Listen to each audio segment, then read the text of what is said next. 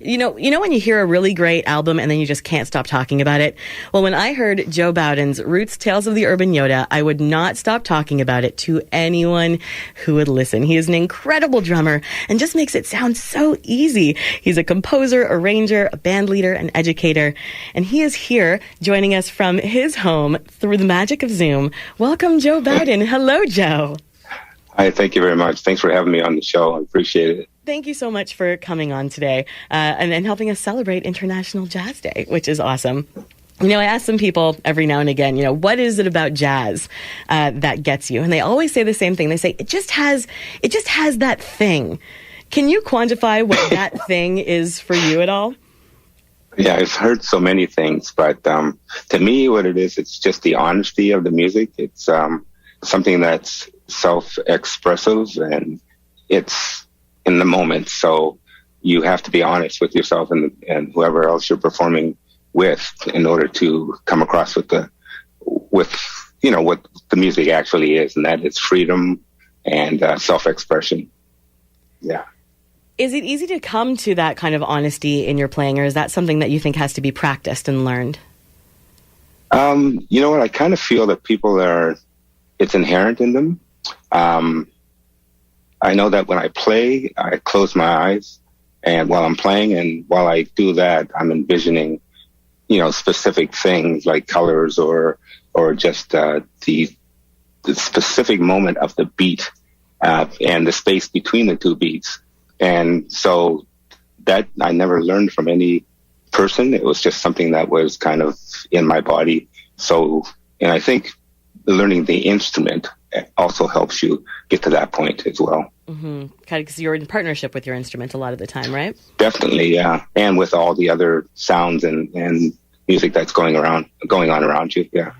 So How have you been doing over the past year and some bit? It's been a bit of a crazy time.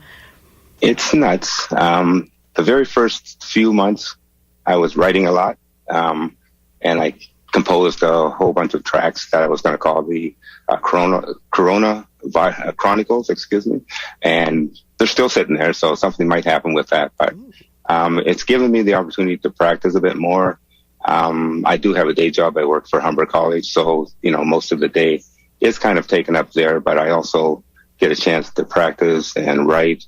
And gardening, I've been putting together a bunch of seedlings so that I can start a garden when it gets warm enough, and started reading, which I don't usually do. You know what I mean? So there are things that come into play because of the isolation, but we'll all cope with it and we'll all get over it. So. Yeah, absolutely. Doing your best throughout the time, right? Have you been, you said you were writing a little bit, something that you might put out as the COVID Chronicles later on. Is that something that you've been doing on your own, or have you been kind of getting some friends to help you out with that project too? Everything seems to be on my own because of the space. I have maybe 3 other projects that I've been working on. So I've got like an African music style project. I've been writing songs off and on for that. But I've been writing something recently with Vibes and a good friend that I went to school with, Dan McCarthy. I've spoken to him about enlisting him into the project. And then I have a few other people in mind, which I can't mention because I haven't confirmed anything with them yet. But I think the next project might not be the Corona Chronicles. It might be something that's a little bit more straight ahead and with a bit of fusion in it, yeah. Right on, yeah. Right on. But and making the vibes the focal point. Yeah. How do you go about writing tunes? What is your writing process like? It's difficult. No, it's not really. Because what really happens is that I hear stuff floating around. Like my first record was called Voices in My Head, and that was basically how I write the song. So I hear things in my head. I'll go to the keyboard and I'll try to work around some chords that might go with the melody that I hear. And then I'll jump on the drum kit and lay something down. And from then on, it's just me with the keyboard composing the MIDI parts, the bass part, the keyboard parts, the horn parts if needed. And then I have a finished project that I kind of fine tune, and I send it to individuals to more or less give me their taste or their little take on it. So and then go to a rehearsal and to a recording studio. And in the recording studio, it never sounds like what's what's been written originally, but it's pretty close. You know what I mean? Yeah, because I have trust in a lot of musicians that I work with. Do you find that there's like a magic in the recording studio when you're actually like hitting record and making it happen? There kind of is, not for everybody else, but it seems like not for me. It seems like when I'm playing the tracks, I'm more or less conducting and trying to make sure that what's been played is accurate or close to what I wanted. And then when I listen to it back, it usually feels like what I thought I played in the studio, I didn't actually play. So, but I never do an overdub. And most of the time what I played is good. You know what I mean? Yeah. But it's just that I don't concentrate on the playing at the time because I'm too busy trying to coordinate. Yeah, you're doing dual duty. Yeah. But it's hard to do that, excuse me, in a booth because you can't yell out to somebody saying, take this section or whatever. So, yeah. But it's a lot of fun. The studio is great fun. And I've been working with Jeremy Darby at Canterbury for quite a while. And he's great, so. Looking forward to when you can get back in, for sure. Yeah. Absolutely. Yeah. So tell me a little bit about, as well, like the Joe Bowden project. Did you have any goals in mind when you began that project? And if so, are they still the same?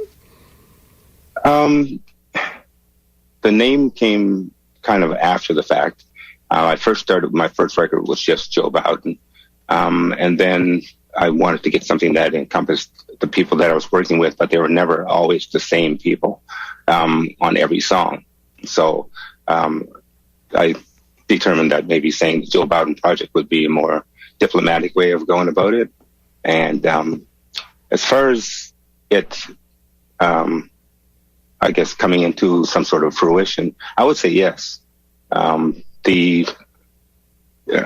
I guess it's now become a recognized name by specific people, radio stations, and some of my followers. So it's something that I'll hold on to until, somebody else wants me to start a group with them. Then obviously I'll have to change it because it won't be just Joe Bowden anymore. So, yeah. Right on. So I was also just kind of curious, just thinking in terms of, International Jazz Day and in the spirit of jazz, since you are a drummer, I don't get to ask this question very much. What do you think are the key pieces about a drum kit for a jazz drummer specifically? The key pieces, like the part of the instrument that would be best? Yeah. Your cymbals, for sure. It boils down to bass drum, snare drum, and cymbals. Toms are like the icing on the cake, but you could probably, if you're proficient enough, get away with just your hi-hat, snare, bass drum, and ride cymbal and express most of what you want to articulate with those, 4 pieces. Yeah, right on. That's super cool. Yeah. But I mean, the toms, you can create the melodies with those, but if you practice enough, you can make any one drum sound like a bunch of different drums. Mm-hmm. Yeah. You just got to get up in that skill. You have a really great ability to do that, by the way. Just make the drums sing. They always sound different. And it's absolutely amazing. Thank you. So you've got a performance lined up for us, joined by Michael Shand and Calvin Beale. And I was wondering if you could just talk a little bit about the song you chose and why you wanted to perform that one for us today. Okay. Those two people, I'll just preface it with Michael and Cal and I have been a band for a while. We started out as a band called Trifecta. And so they were, two of the people that I really wanted to play with, especially on this show. The song itself, I wrote it last year during International Jazz Day because I couldn't get out to see any music and I couldn't perform anything at that time. And I guess you could call it lamenting. I wanted to do something, so I created that song.